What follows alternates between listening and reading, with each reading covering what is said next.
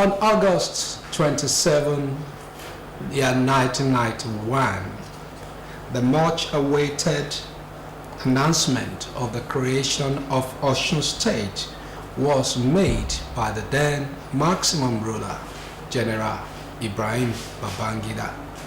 Today, this month it will be 33 years ago that great announcement was made. So, in essence, we are in the euphoria of the celebration of the 33rd anniversary of the creation of Osun State. So I say congratulations to all citizens and people of the state of the living spring, Osun. It is on that note that I'll be welcoming you on board this edition of In the Newsroom. My name is Babatunde Fanopo, and on the show this afternoon, I have as my guest, first and foremost, comrade Wale Adeleke. It's good to have you around. Thank you very much. Congratulations. So, let's start on this note. 33 years down the line, how have we fared as a state? Well, state creation is purely done by the military administration. And don't forget that military government existed in Nigeria for almost 29 years in our political history. And then from there they created the state that we have in Nigeria today. At no time has the civilian government created any state, and that gives us is creating a lot of suspicion and all that, because some of these states are creation of decrees, not creation of it's not the people that wanted the state. It is not as if the people really agitated. People are agitating for states, but the ethnic problem has not been resolved despite the creation of the state. And this also has to go back to the military, that the military has not solved the ethnicity crisis in Nigeria today, because even due to, in respect of their efforts to create more states, because it is not about creating states. It is about the viability of that state, of those states that are created. When you look at some of these states, they are not viable states. They were created, yes. It only achieved identification. People identify themselves as a member of a particular, a citizen of a particular state. Not that the viability of that state don't really matter. It doesn't even affect their life. It's not impactful, because there's no economic engagement, no productive economy. It's the same thing. There's no more difference in creation of a new state from where they are coming from. What I'm saying is this: Osun State was created in 1991 out of Oyo State. What has changed? It has not changed anything meaningfully, but we only have some developments from various governments and successive government that's taken over. Then they have their plans. Some were truncated by the military itself, like former late Isaac Adeleke. His own tenureship was truncated by the military. And then later you have in 1999, that is from 1999 down the line, is what we can call a civil rule that is now operating for more than 20 years in Nigeria. And then we have seen a lot of development, meaningful development from the civil rule. No, the military did their own. They made efforts, and they also established the state in terms of administration, and some other structures were put in place for smooth running of the state. But then there is no meaningful physical development until we have a full-blown civil rule. in 1999. By and large, with the except, I've talked about the late Adeleke tenorship, which was truncated by the military. We will have witnessed more development, because one thing is that the civil rule, the civil rule administration will always be programmatic. They have their programs and they want to pursue it so that they can be re-elected, or their party will win the next election, because it's on election. It's on like decree or state capture. So the military is known for state capture, but the civil rule is, persuasion of manifestos, creation of manifestos and implementation of their manifestos. So you can see meaningful development, and that is what is opening up Osun State, since 1999. And then you see that in 1999 you have Chief Akande, who took over the civil rule, though civil rule with a military constitution, or rather decree, because there is not a constitution, it's a decree. And it's unfortunate that the political class or the political elites that are now have been operating with decree under a civil rule. It's quite unfortunate and it's quite funny, but then there is no truncation. Yes, we have laid the foundation for this very, very important discussion. But let's look at it from this angle. No matter how anybody wants to say, the fact that Osun State has been created, we have left where we were yesterday, and we are actually progressing. We are actually progressing. And you made mention of the fact that military had been the ones creating states in the history of Nigeria, and no civilian administration has been able to actually do that. And don't forget, you even said that since 1999 they have handed us a constitution which you described as a decree and not a constitution. It's a constitution that was backed up with a decree, so it's indirectly a decree. It's not a constitution. That is why it is not working. So now, why has it been difficult even for the civilians to be able to do the needful along that side? You see, your constitution guides whatever developmental programs that you have. Okay. You operate within the ambit of the constitution. Right. But see, it is easier for the military to operate that because they rule by decree. And then they have turned Nigeria to a unitary state. It's not a federal state, because there is nothing like federalism in Nigeria. But it's easier for military to operate through unitary, giving an order from the top to the bottom. So, and everybody must fall in line with that order. But in terms of constitution, you must put people into your consideration. You must involve the people into whatever things you want to do. But then they all have a program, and they organize their program along with the need of the people, But the military don't need your input. They just think, oh, this should be done, and it is done.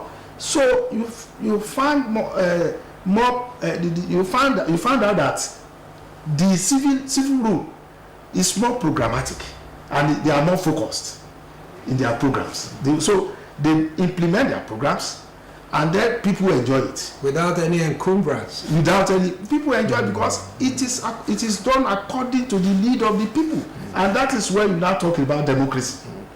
Now, they are democratic. The people need this and they do it. The people want this and they do it. It's unlike the military. So that's why the Osun State now enjoys the civil rule in terms of democratic programs, and then that's why you have Chief Akande doing some developmental programs, and they were very beautiful programs. Take for instance, the military were using the old colonial administration office, which is which was used by Captain Fiat. But you see that Chief Bisi Akande now established a secretariat, a befitting secretariat. Okay, that's a very good thing. Let's take it one after the other, the administrations, and I'd like to inform our viewer at home that we are being joined by citizen Lola Way of the show. It's good to have you, madam. Good afternoon. Yeah, happy celebration. Happy celebration. I'm glad to be here. I'm sorry, viewers at home, that I'm a little behind schedule. It's fine. You don't like me? Yes, it's fine. So let's take a look at various administrations in the history of Osun State since 1999. Let's start with the first administration, which was the administration of General Ajiborisha, retired. That's you're talking about 1991, not 1999. 1991. Okay. The creation. Because you mentioned in 1990. It was a slip. Okay. So how would you rate that administration? Because it was that administration that actually laid the foundation of what we have as Osun State. And I would say, well, that's the administration actually did the best it could. The period within which he governed Osun State was quite short. And then being a military administrator, like he had said, he ruled by fiat, if I'm allowed to use that word, because it's all a military needs you to do is fall in line. This is what you want to do, and you fall in line. Your opinion is not sought. And then, was it fully resident in Osun? That also played a part in the achievement of that administration. The time within he governed the state was short, and the state was starting on almost nothing. From ground zero. And then they were, Osun State was still trying to find its feet by the time the civilian administration of late Alhaji Isiaka Adetunji Adeleke took over from him. So I wouldn't say that much was achieved during, except that at least he was able to ensure that a civilian administration took over office from him. And then, like he said, if not for Baba Bisi Akande, we wouldn't be talking about... We're still coming to that. I know. You talked about the achievements. Yeah. He had mentioned that it was Baba Bisi Akande that built the state secretariat. So I'm just trying to say not much was achieved during that period. The period was short. For me to be able, if I want to do a comparison, I must compare like things. The period he governed Osun was very short. So I would be unfair to him to compare his administration with that of other, with the immediate civilian governor and other military administrators that governed the state after. Yeah, correct. So the administration of the late Alhaji Isiaka Adetunji Adeleke took over from General Segun Ajiborisha. So it's a different ballgame entirely, from military to civilian. So let's look at that. Well, like she has rightly said, the military were here to establish administrative structures, not developmental structure. So when the late Isiaka Adeleke took over, he started, he campaigned and he made promises to the electorate. Of course, he won the election. And then he started immediately on how he set up some, programs to bring about, that could bring about a development. But like I said earlier, it was truncated by this same military, because the military actually were deceiving Nigerians as at that time. They want to give us impression that they wanted to hand over power, but they are not ready to go. I think we could later see that from Babangida to Abacha and all that to Absalami. See that they want to transform themselves to civilian. And then in the process, they want to implement diarchy that was suggested in 1978 Constituent Assembly, headed by Rotimi Williams. The diarchy was suggested by or recommended by Zik, later Zikwe, Nnamdi Azikiwe. It was recommended, and then they could not smuggle that one into that constitution of 1979. But by and large, you see that it is easier.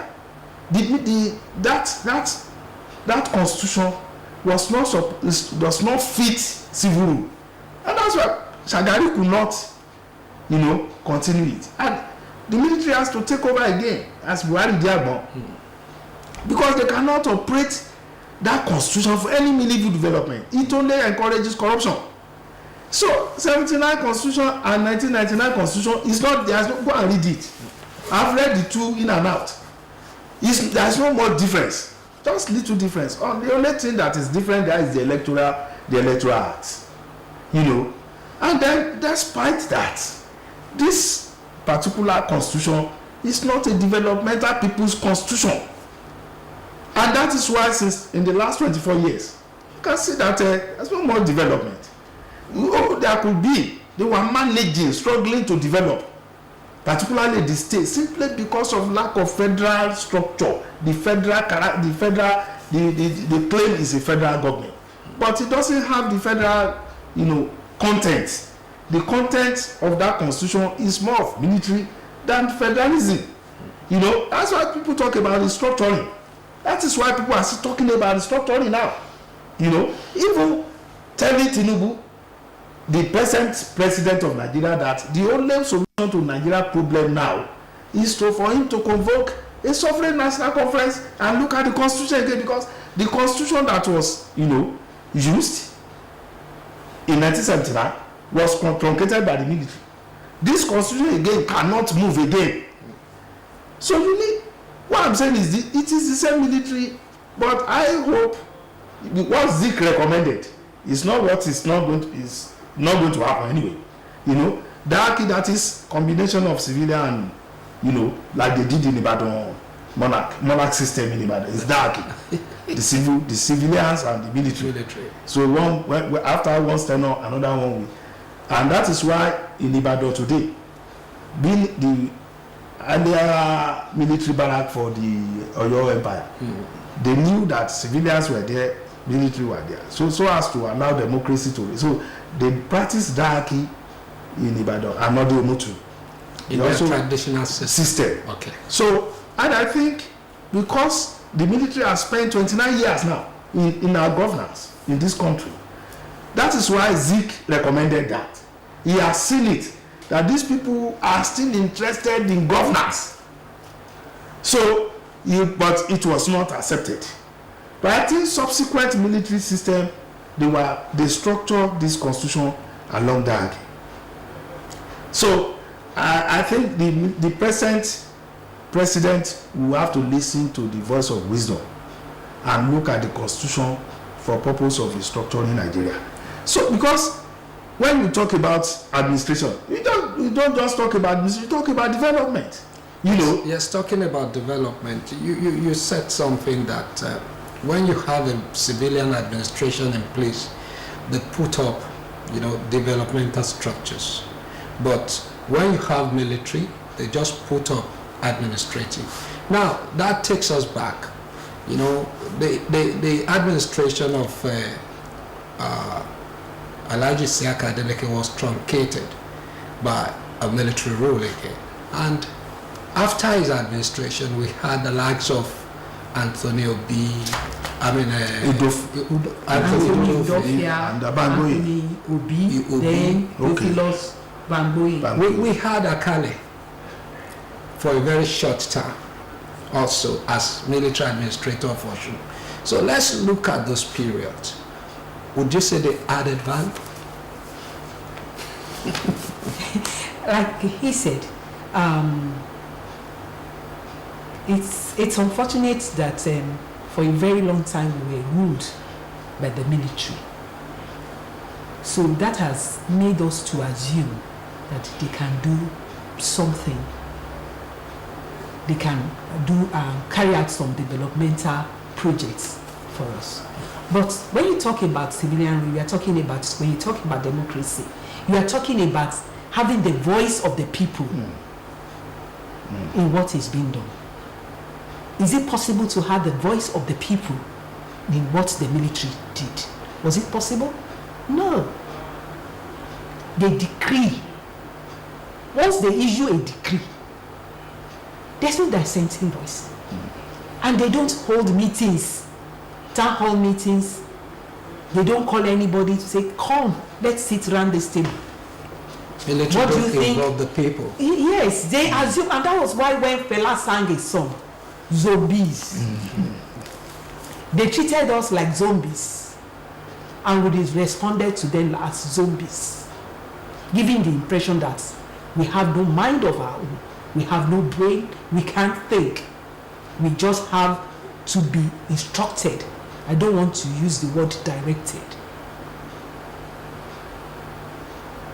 So when you do not have the voice of the people in what you are doing, you don't even know what they need.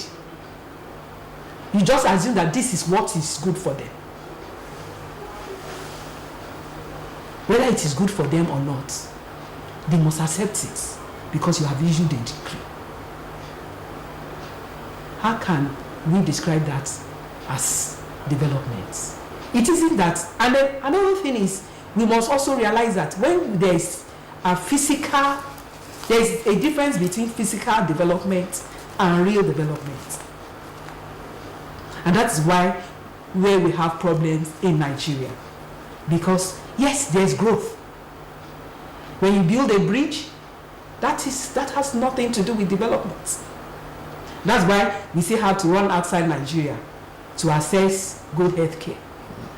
That is why our children must go outside Nigeria to get the best of education, because there's capital flight. Nigeria does not exist on its own. We are a member of a global community, and we must compete with that community or within that community. So, and these are the factors to determine development: healthcare, education. It is not road. It is not bridge. It is human development. So when human development does not really take place because the government does not have a human face, the government has the power of the gun and the power of the decree. So whether the people like it or not, they keep quiet. And the fact that they are keeping quiet does not mean that there is peace. They are grumbling, but have nobody to talk to. And then when the people are grumbling and nobody is listening, they have nobody to talk to, and nobody is ready to listen to them, can they be happy? And there's frustration. The military is frustrated, the people are also frustrated. So that's the way I would just describe it. Thank you. Okay, so let's take it up. After Bamigboye, Chief Bisi Akande came on board in 1999, after the military relinquished power to a civilian government at the national level under Chief Olusegun Obasanjo. So let's assess the 4 years of Chief Bisi Akande in the saddle as the governor of Osun State. Yes, Chief Bisi Akande tried in terms of physical development, and he set up a well-established and standard administrative system via the secretariat, and with the state-of-the-art equipment, he was able to do that. And I think kudos to him. That is where you can say Osun State started as a state, not as a glorified. Because as at then, ministries were scattered and rented apartments all over the place. So he was able to put this administrative structure in one place. And then they were operating from there up till today. Yes, like my colleagues have said, it's unfortunate that some our politicians don't understand what we mean by development. There's a difference between development and growth. because development has to do with human capital development more than physical infrastructural development. You know, yes, the two must go together, because if you are developing human capital, that means your educational system has to be standard. You know, you must have a quality, you know, educational standard throughout your the primary. Let me start from the primary school. Primary school is the most important factor, fundamental factor in any development in the world. If you are talking about development, it is your primary school that will determine whether you are developed or not. The foundation. This is the foundation. Therefore, you must have an environment that could raise a standard primary school system, so as to, one, improve your literacy. If your literacy level is high, that society is going to develop. That is what happened to Western region. We are talking about free education, free health, and the development of through Ogun Osun River Basin agricultural, you know, sector, development of by Chief Obafemi Awolowo data. It is then when you have human development capital that will now develop that will now make use of your infrastructural development. Yeah. Not that somebody is constructing bridge or road and you don't need it. You know, now we conducted a survey somewhere in Abuja some years back, and that village, they said that they needed water, and that when we now convey the report of the survey, we now convey it back to the elders, and they said, come, it's not that if you are going to give us water, it is not the water you are going to put inside our community. It has to be from the stream. You must put it in the stream where they go and fetch water. Anything you want to should be far away from the community a little bit, but should not be too far, so that women they procreate more children there, and they don't want their children to go and they want to go far. They want them to go far and fetch water, you know, so that they will have free time with their you know, husbands and all that. So, but you see, you have to work within the people. The people, you know, indicate they serve as indicator to development.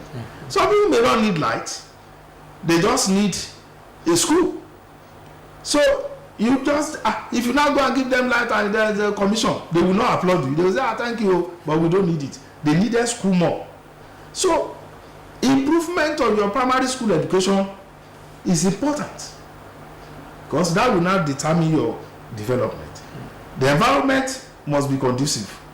Then your secondary school is also important. I'm a trained teacher. I'm a professional teacher. I'm a professionally trained teacher. And when you look at, you have to segmentalize your educational structure. All this long stretch, it's not working again. Nigeria, I think, in West Africa, is the only one using DSS 1 to 3. But late Babs Fafunwa designed this, the junior school and senior school. But it was not implemented. It has not been implemented. That is not how it was done in other West African countries. DS1 to DS3 is a terminal class. You understand? So SS1 to SS3 is a terminal class. That is what is obtainable all over the world. But putting them together in one place, we are still operating in the 50s, in the 20s, during the colonial administration. You are not training clerks.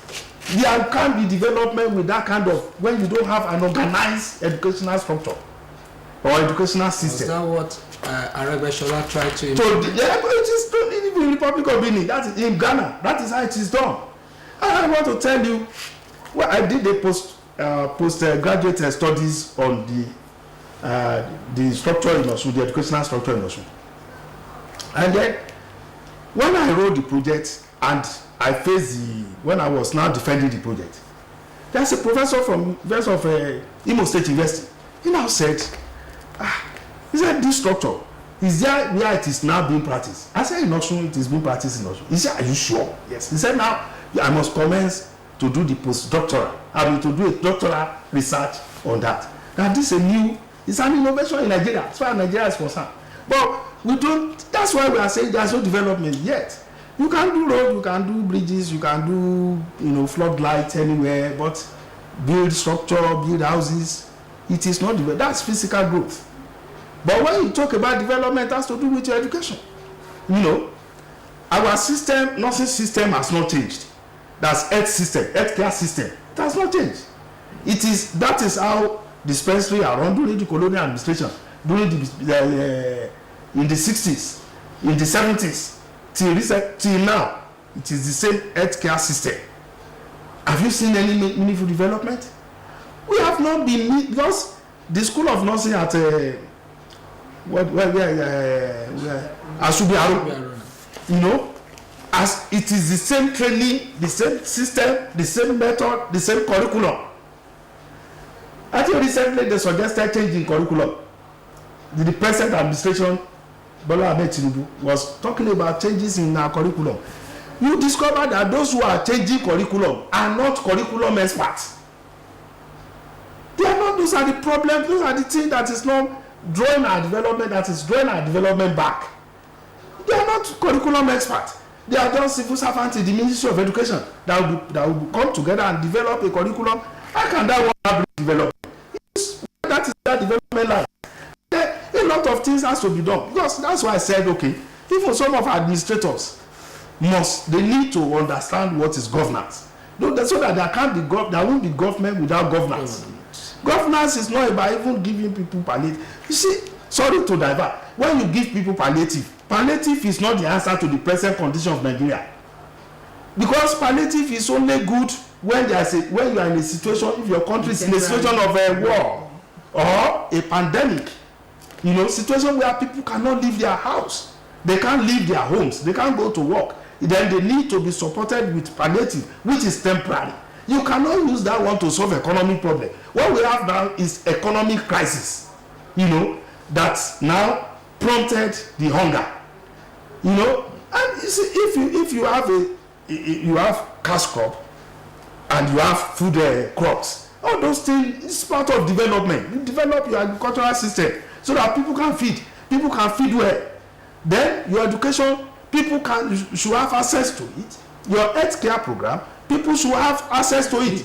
Look, UCH, Kwame Nkrumah will come from all the way from Ghana to come and take his medical treatment in UCH at Ibadan. If head of state, even the king of Saudi, will come to UCH, and then you have people who are committed to their work. People are doing is it not the same Nigeria? That is in the 60s and 50s. But now that we are now in a millennium age, our hospitals now cannot even take care of the citizens. So it's quite funny when you talk about development. I think the present political administrator should be listening to this program.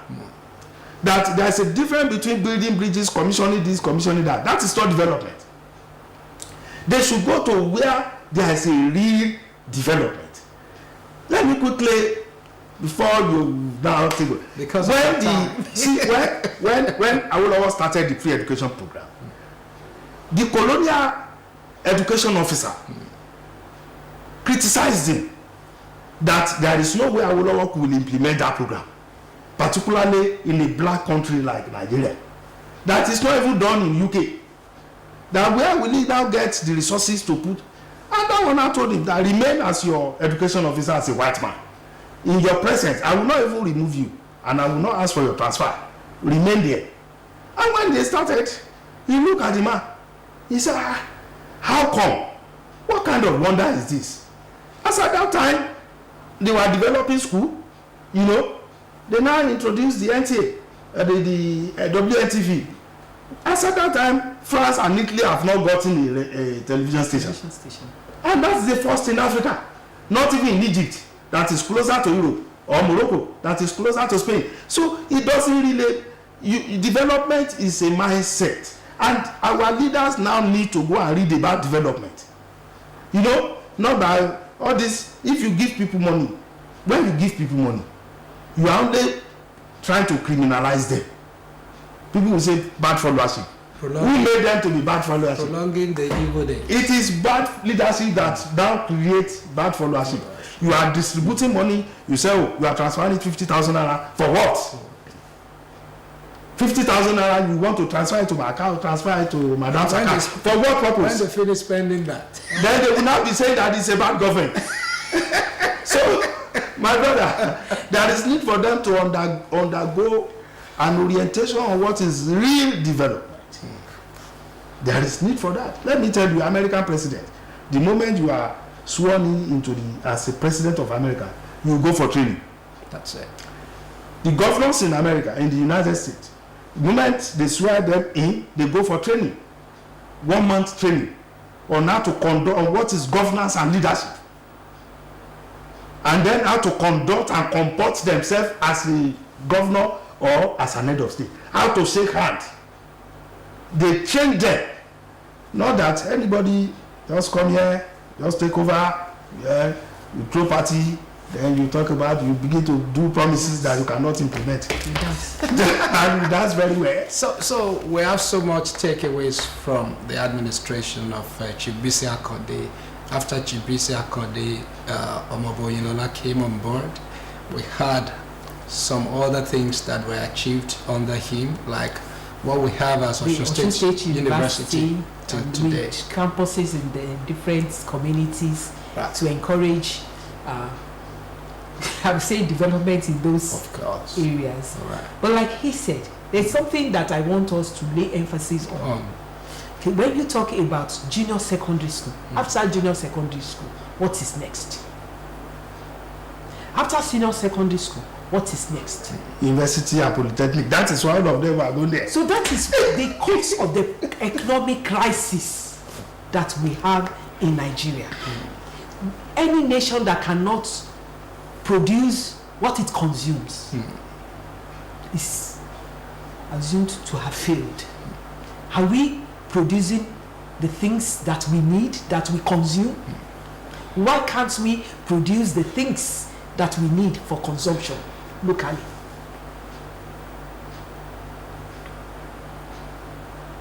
That's the answer to that question, is in visiting the junior secondary school curriculum and making necessary provision for the next step. After junior secondary school, where do we go? It is not everybody that should proceed to senior secondary school. Those that should proceed to senior secondary school, what is the provision made for them? After senior secondary school, what is next? And those who cannot proceed, what is the provision made for them? So there's a gap that must be filled, and until we fill that gap, we will continue to have economic crisis, because until we produce the things that we consume, and we also have things for exports, our naira, the value of our naira will remain very low and will remain the poverty capital of the world. But the story can change. We can't all work in the civil service. Yeah. Some of us must be farmers. Some of us must be technicians. Some of us must be engineers. We must produce doctors. We must produce teachers. And the best of us should be the teachers. But unfortunately, that isn't the situation in Nigeria. Because especially for primary school, which we have said is the most important foundation for education, and education is the bedrock of development of every nation. Who are the people we push to teach in our primary schools?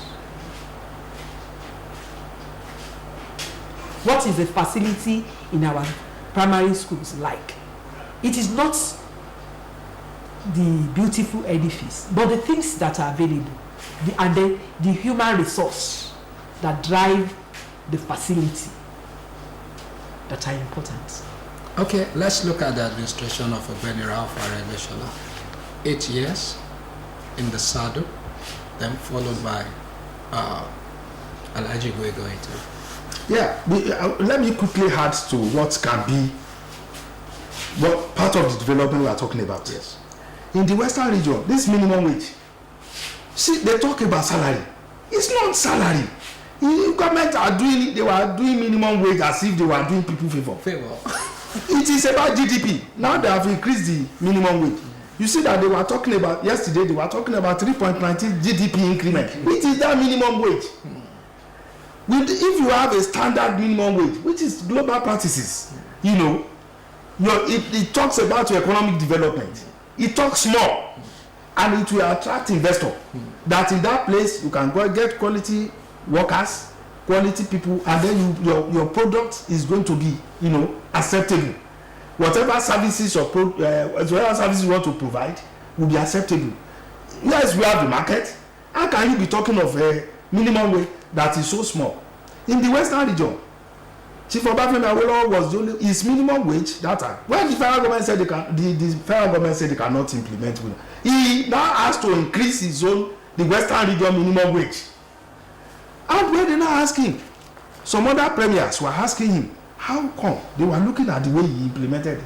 They now found that with that increment in the minimum wage, which is higher than every other region and that of federal government, there are more investors in the Western region. Sure. You now have Obakran, Ilupeju, Ibadan, in Abeokuta, in Ogun State. You know, you now have investors coming, bringing their company, because they knew that it is in the Western region they can get quality workers. Do you now get the sense in it? Yes. So these ones are now, because even the current administrators, or the people in the saddle of Nigerian government, it seems as if they don't understand what minimum wage is. They don't understand it. The factors of minimum in development. That's part of development. There's a nexus. Yeah. They thought they were doing workers a favor. They were doing the country more favor with the minimum wage. So, but one day, that's why I said they need training. And let me now go back to Ogbeni Ralph Aregbesola's administration and Oyetola. You know, APC, you know, took over from Oyetola PDP government. But when Ogbeni Ralph came on board, he came on board with programs. And then there's this 6-point integral plan action, the Green Book. He was able to, before I'm taking over, this is what I want to do. That's all this, all that, all, you know. And then he operated within that, you know, 6 action integral plan. So he was able to do some things that is feasible. Then he has an urban and regional, you know, which is part of the action plan. That is what any administrator should do. You can't just get there now and begin to consult civil servants to generate programs. And equally tinkered with the education policy. It's not good, it's not done. You don't tinker with because of your own lack of understanding of what the other man has done. You don't need to truncate it. It's not, I don't want to call it criminal, because it is drawing back the hands of the clock of that state. You have to consult and look at it. How do we get to this level? What do we do? You know, even when Oyetola took over from Ogbeni, they wanted to put that. There's a rumor that they want to put down some of those schools. Don't begin to ask why. Because you don't want to see somebody's face, or you hate him, or whatever. It is not about him. Development is about the people. You must know if you put down all those schools, you should know that it's going to have an adverse effect or adverse impact, one on the pupils and the students and even the parents who are your electorate. You see what happened in the re-election? It became a problem. And I think people should begin to watch from their error. You know, was it not last week? Last week now, they said they impounded the fleet of Nigeria and abroad by one company from China because they established a free zone that we got down here. When Amosu came in, he said it was a fraud, and then he cancelled. He did not cancel the agreement. He just ignored the agreement. And those one, well, agreement is agreement. Of course. You must take their money, and when you refuse to pay because you are not interested in what the other person has done, it becomes a problem. Mm-hmm. I want to appeal to all administrators that you don't need to destroy what somebody else has done in the state. You know, so far that thing has to do with the people. And that takes us to the administration of Senator Ademola Adeleke. Some of the projects of Ogbeni, you know, that Ogbeni Aregbesola started are being completed by the current administration. Is doing certain things, you know, to push the state forward. Let's. And I just want to, please. I've not landed. I don't know. Okay. I want Madam to speak. But I want to land, please. Let me just conclude so that she can talk. Yeah. So now you see that I cannot. Yes, when you complete road, and you now cancel OES program, don't you know that is social protection, human capital development? Osun is ranked during Aregbesola to be the most prosperous state in Nigeria. It is not because it's distributing money. It is because of empowering the younger ones, the youth. Engaging them. 60,000 youth in a state. You understand? When you give them work, even if the work is 10,000 naira, it doesn't matter. But the ability to push those people into the working force, develop your human capital, it contributes to your human capital development. Don't forget that it is also a social protection program. He has a whole widow where widows were given support. They have the elderly, you know, conditional transfer to the elderly. The vulnerables were given money. They transfer money to them so as to support them. Even World Bank acknowledged. And all those things. Because it has to do with development. That is why the World Bank, as at that time that Ogbeni was in the administration, they applauded him and supported his administration. So, because he delved more into developmental programs. Then also he went into, you know, road construction. He was able to open up the states and elevate the state to full-blown state capital, or Osogbo to a full-blown capital level. That is one thing, because he has to construct all those states to allow for development. So Senator Ademola Adeleke. Yeah, I think so far so good. Yeah. Like he said, yes, it's true he's been completing the roads. But what I would just say, like he had said, that he should take a clue, he should take a lesson from what had happened to the people that were there before him.